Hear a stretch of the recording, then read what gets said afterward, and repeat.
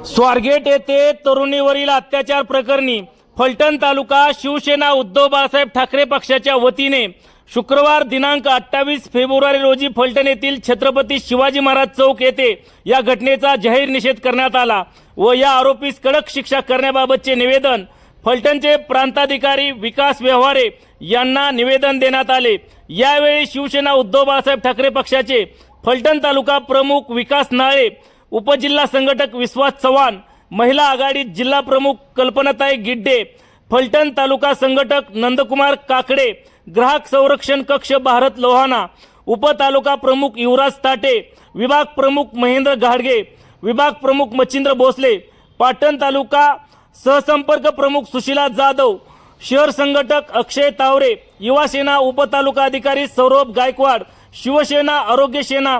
प्रवीण पवार आदींसह पदाधिकारी कार्यकर्ते यावेळेस मोठ्या संख्येने उपस्थित होते।